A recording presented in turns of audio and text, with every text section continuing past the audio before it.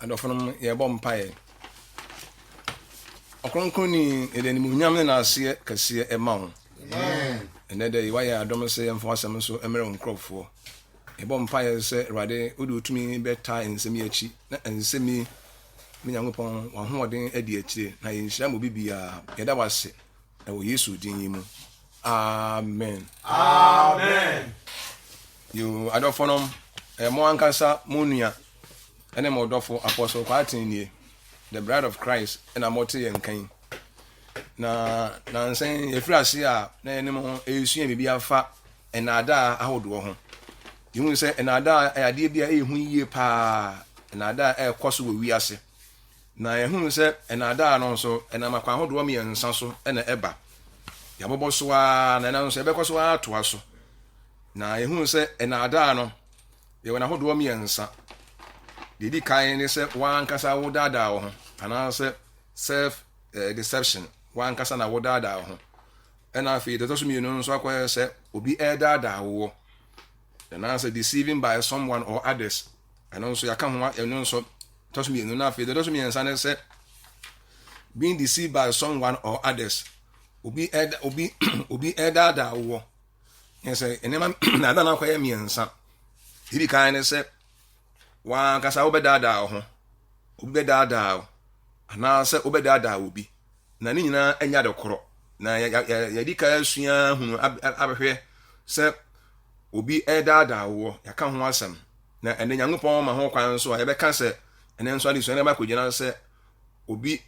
wa ya dada wo ene ho asem na ye be kan being deceived by others or being deceived by someone and then ye be ka ho asem ni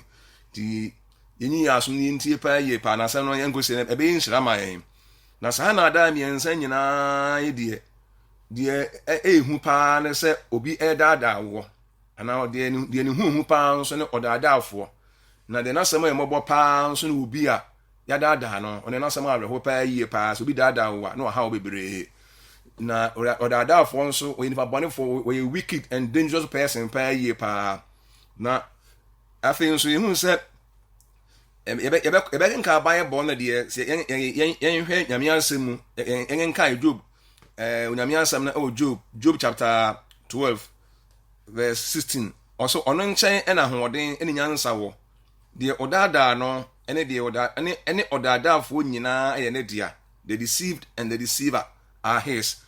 obi a odada nkorofo nyina wo odada wo bi no wo nyankopon nsam o ana nipa no awo dada no nso no ono nso nyankopon nsem o nyina nyankopon dia ti daachi bia no odada afo ene de dada de obi dada no nyina no ebekọ nyankopon anim ti wa wotie me hwe yie papa edika enwo se na dada de enye kura so obedada wonua enye kura ihe Matthew chapter 4 Matthew chapter 24 verse 4 nso a Yesu buase won se monhwe na obi na adam nti ne yebehwe wo aye dada wo no wose monhwe ena obi na adam nti na desu ena makogina se wonya tam nso a woka Ephesians nso a de say Ephesians 5:6 nso a wose ensem emo obi ade nsem hunu dada yen mo obi amfa nsem hunu bia na adam na eno na ade nyankopon bufuhie eba asodin ba so ni nyina no menem sa ene adesua ne ba kwese ne beboa bebre 1 Corinthians chapter 6 verse 9 so ono so kan wa sam se mo na adam na dwamofo ne abonsomfo ne waresefo ne omo nyina nyankopon ahenie no ndi wem nyina no ena ada ho asam na bebre na sa na ada ho asam me kan se obi dada wo dada obi na wo dada ho no ni nsa nyina anye ebie ni we papa ebie ni wadi asomdue ebeba ebre nipa ndi na ada de enye na yehu se na ada no nso ye kan ho asam no yesa akonya ni mienu yewo spiritual deception religious deception nyamesumu na ada ane yewo physical deception hunamu na ada abrabomu ane asetenemu ane yemfa unyamesom ho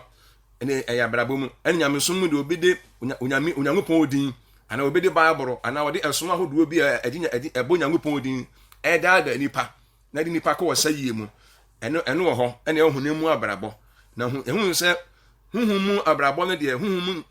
na ada ne obi dada huhumu a de odada wo no ene wa ya dada wo nyina no mbeko wasayie mu eno de yemfa nsi adwene mu na hunamu na ada ne de obi daadaa wo hunamu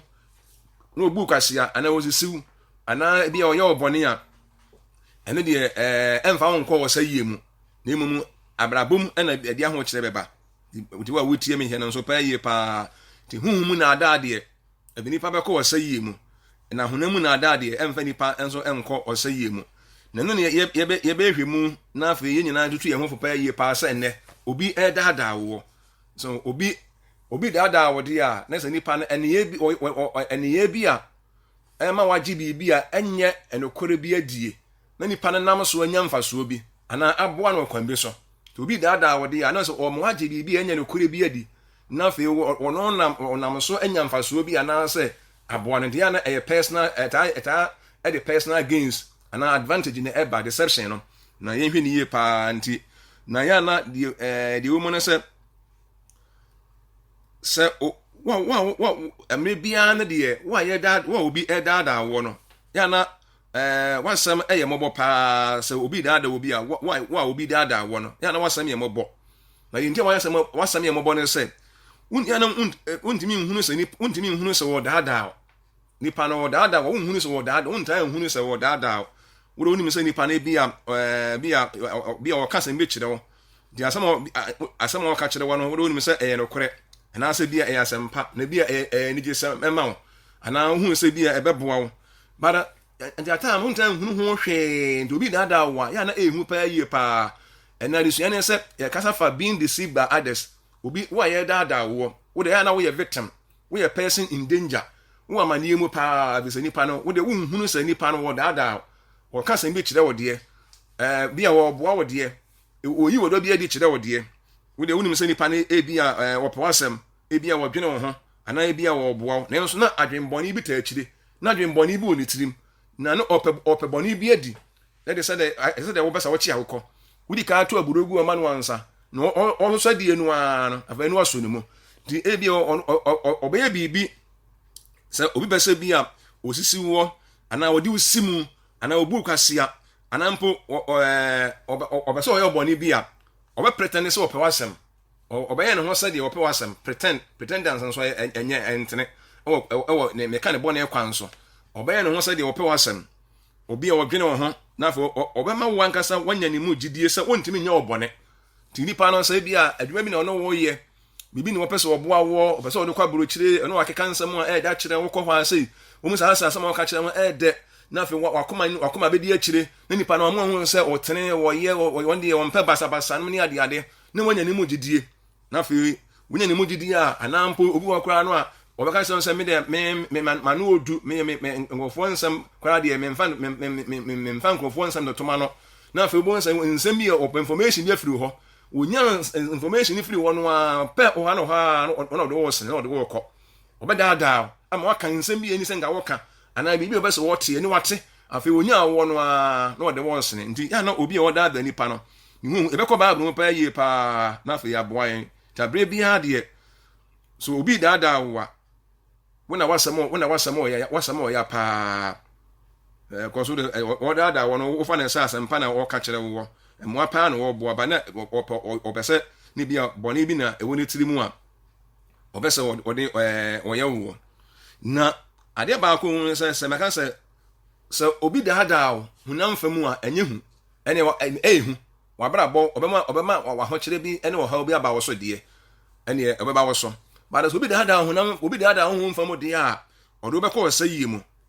de odada no wa woda de wa obi adada wo ene de wo dada wo nyina no both ni nyina the deceiver and the deceived ni nyina no o mu nyina be ko sayi mu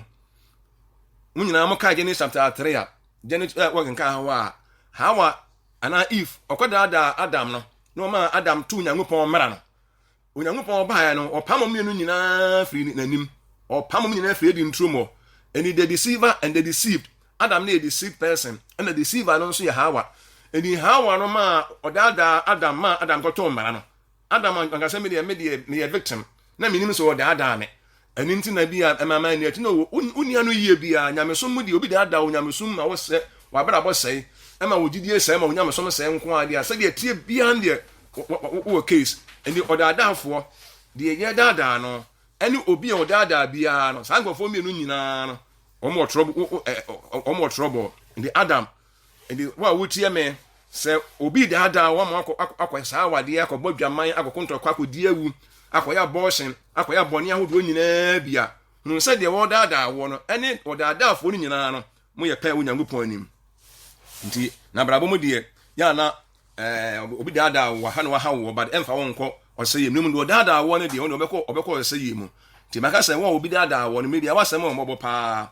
sɛ mo ken na no ya di sua mu no yemu bi fra Jacob ma no ho na ye ka Genesis chapter 34 sɛ mo kai a Jacob ma no ɛne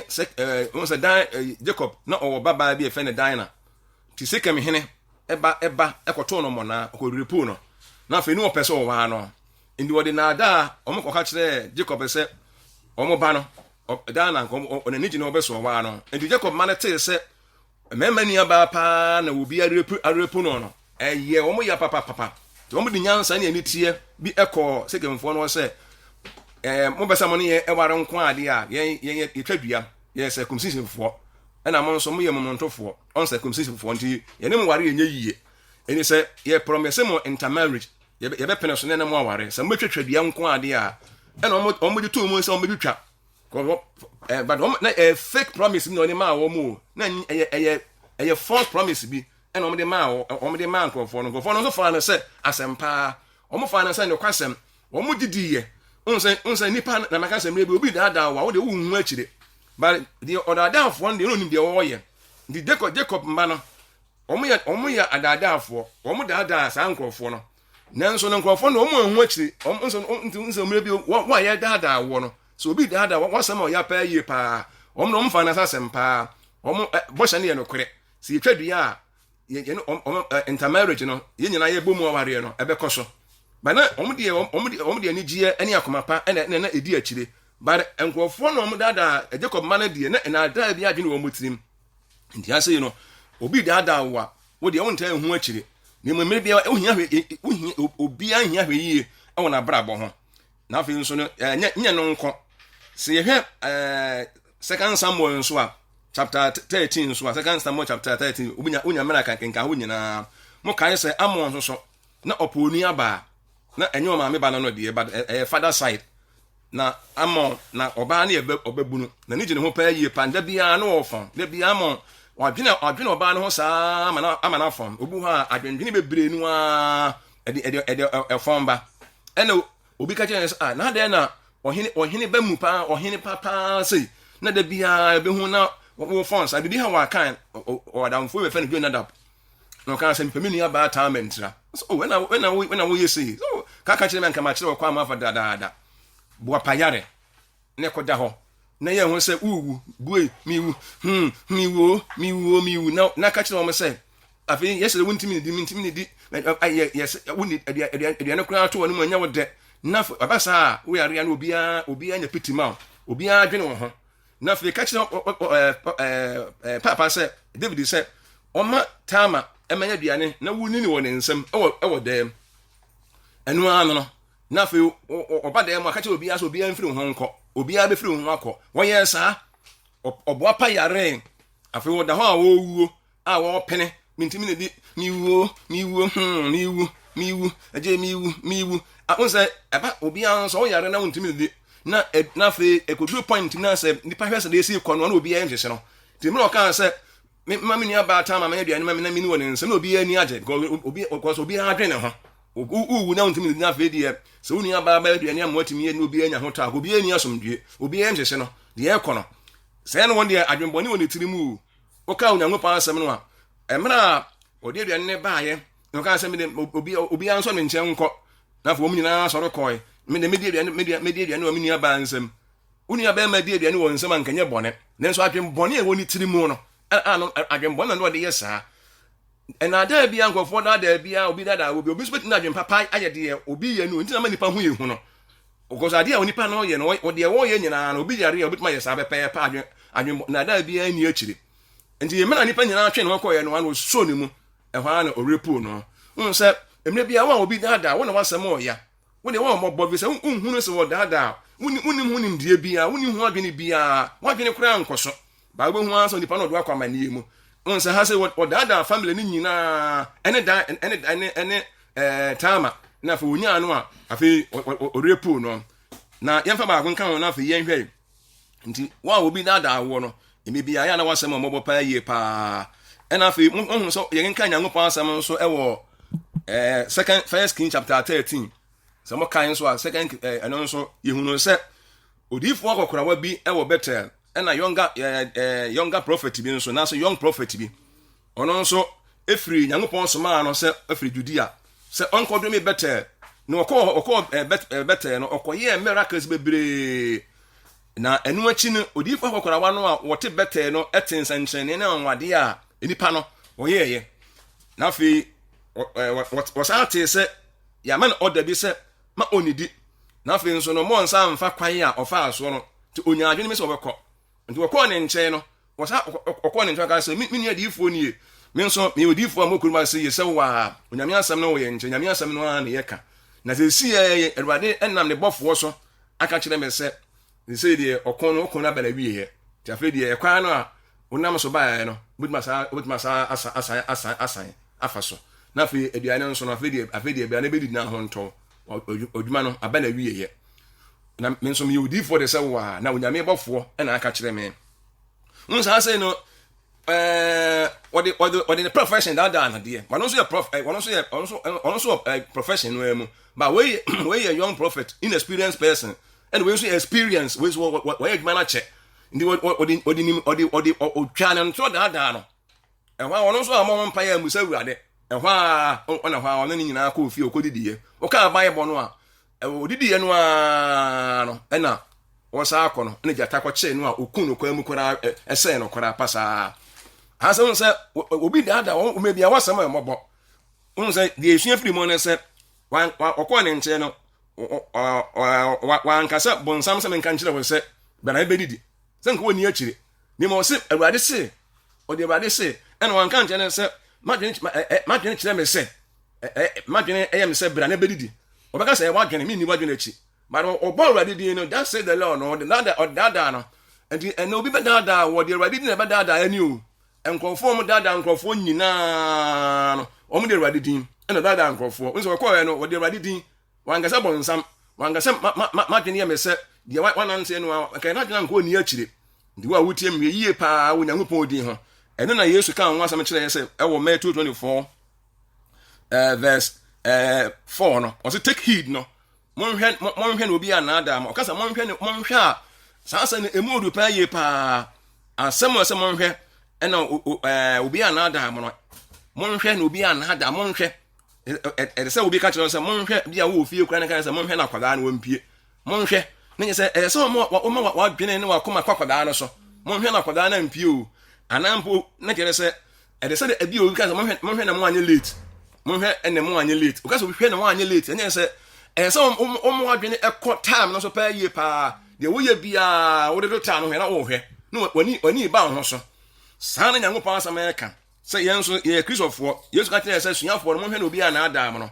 o kan se ni ba bebre nu adi midin beba enso nti obi de Awurade din ba ni hu ohu asuafo no confront me dada ho confront me dada Christopher but so confront se no na ofa o bata kari gu ho no ofa ba buru kura pa obetuma dada nkrofo me so afi wo ba Nyankopon din mu eni nkrofo mo dada ye no ekwan ye fa so no ano o me ba so ba ye nche yo ti wa wutie me ye very careful pa na wan hwe ni ya obenya hwe say oh me di obi antimi na ada me no kure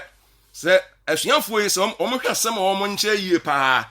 asem a wo o mo nche no so o mo hwe yie no mo koso wa hu se so obi ka sa mo furo bi ya ni asem o mo nche no nkura no mbu ni se o mbu ni se na ada ade a obi en obi tuma da ada ho mo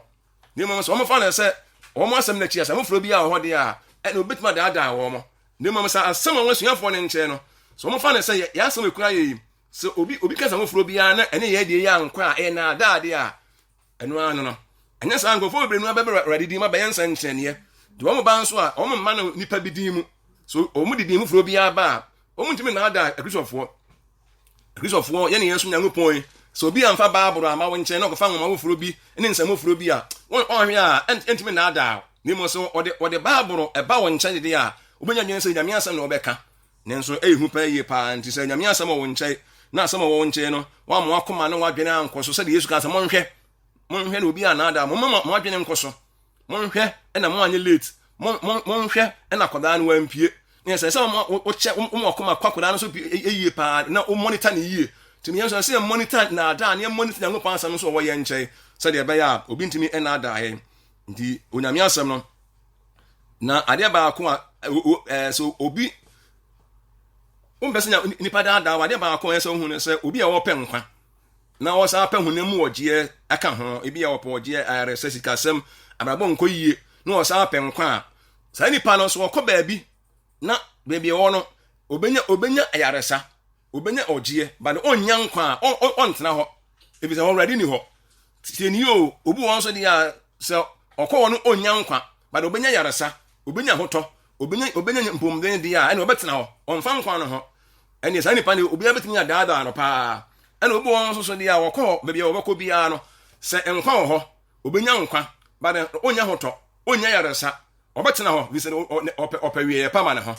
ne mo sɛ wɔkɔ baabi na obenya nkwa obɛsa nya hotɔ obenya yaresa dia na sɛ wɔn de ɛyɛ double obetena ho ti wa wotie me sɛ wɔn bɛ so bɛdaada wo de ahwɛ yie fa hyɛ hɔ adwene me sɛ wo pɛ nkwa di ade bia ne enkwan enkoro na etie Nyankopɔn asɛm bia no sɛ ede mo bɛbɛbɛ okura no obi gyina so de adaada wa hwɛyie ɛna wankodi akyire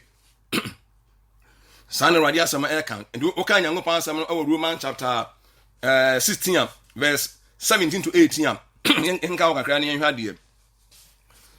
sɛ o yɛ kristoni na sɛ wantini anyini wɔ Nyankopɔn mu a sɛ de tie bia na de wanyini wɔ Nyankopɔn mu a obi betimi adaada ma na yɛn nka Roman chapter 6 wɔ sɛ nanso anuanom mitumofo sɛ monkane wɔn mɔde mpaapa mu ba no to sintidua de sɛnkyerɛkyerɛ a mo asua no na montwe mo mfiri wɔn ho na wɔn te saa no ensom Awurade Kristo na mmom ɔsom wɔn ayafunu na wɔde tɛkyerɛmade ne tɛkyerɛmante daada wɔn a onim bɔne na koma so yɛwɔ nkurɔfoɔ bi wɔ hɔ a wɔn abrabɔ nyinaa ne sɛ omo abrabɔ nyinaa ne sɛ omo daada nkrɔfoɔ na wo wonim die sa wonyame mu no na wadwene sa wonyame mu no omo timi daada mo hɛ no nso wɔ sɛ omo daada wo mo enim bɔne enti obi onim papa ne bɔne na ɔyɛ ma sure na obi ntimi daada hwɛ ne yo ha sɛ wɔ sɛ omo de tɛkyerɛ ma de ne adefɛdefɛ onga sɛ obi ntimi daada obi ɔyɛ ma sure ne mom obi ntimi mfa defɛdefɛ sɛ me daada obi ɔyɛ ma sure obi ntimi mfa vanse bi adokodokɔ sɛm bi na nka nkyerɛ wɔn sɛ woyɛ abrante no ozina bɛware a na obi aka kyerɛ sɛ wo ne ɔbaa na kɔra da ansa na ɔbaa no anya hwɛ na deɛ bɛn na ho teɛ obi ɔyɛ maacho obi di saa asɛm yɛ akyi ne mo obi a wɔnyɛ maacho deɛ obi tena dɛfɛdɛ fa asɛm daada no obi ka kyerɛ asɔre koraa deɛ asɔre biara yɛ na ne nyinaa ne waa na obi a wanyini Onyankopɔn mu bitumi de saa dɛfɛdɛ fa asɛm ne saa adakodoko sɛm si adaada no da bi wɔ se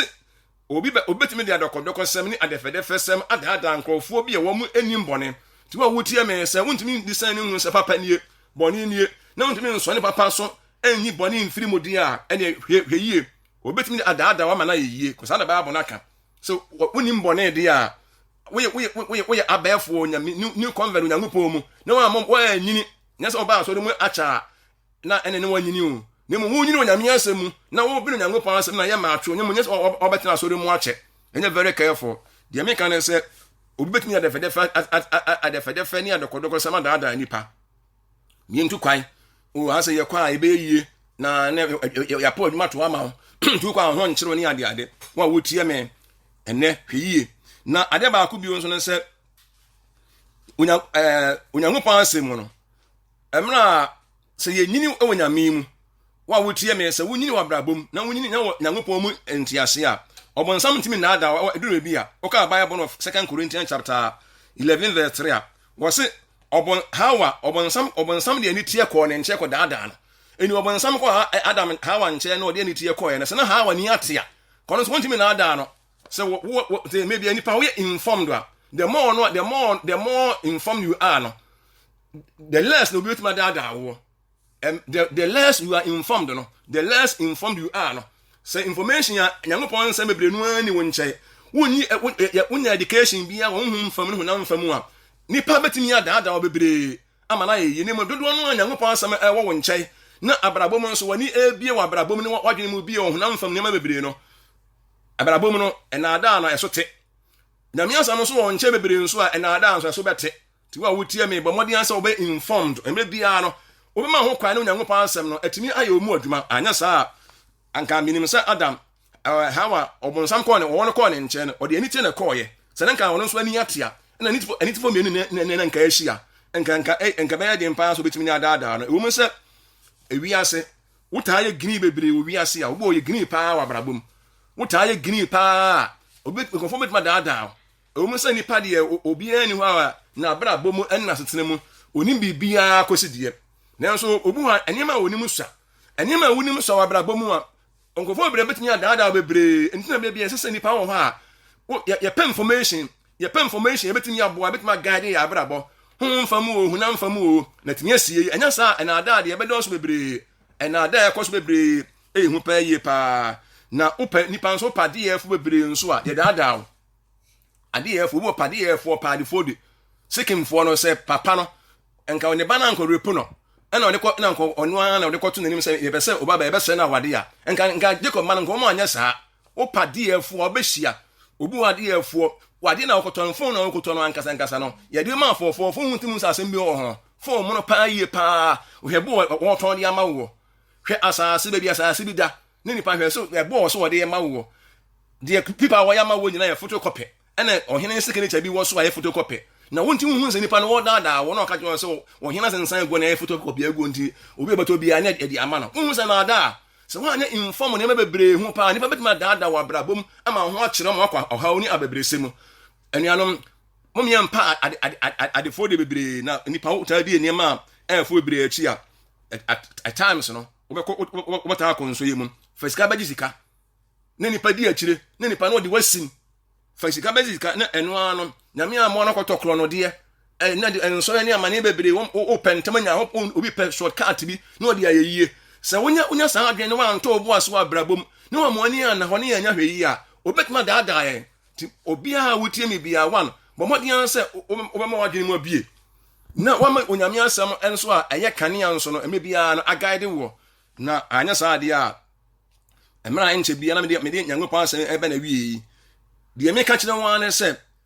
obi a hweyie na obi a betimi ada wo ma na yeye o papa wo ma me wonua obi a ndi so mo hwe na obi a na ada mo ni nkwasem a wo nche so so won sesa nso a sesa so wo banyame mu na mpese obenyini nso a ti ase hu se obi a wonyini ye bia no bible say obetumi ada wo ma na yeye na wo nyini na wadwene mu no ebie na woni ebie na woni ete na wo ye informed both spiritually and physically a din so obetumi ada wo because nipa na de na afense na ada bi kwaso na de ani tuwo nso a ye betumi ya hunu at times obu ye konebra mo so wo da wo hwe kwa bi wo fa so ni nungu bi wo de wo kro ene ne ma bi ya wo ye ye kire wo a wo behunu ti mo mi ani na ho awa brabom ne wonyame asem de se wani am mi wonyame asem nko aho de na obetuma da onyango pa asem be yesa ni pa uyusu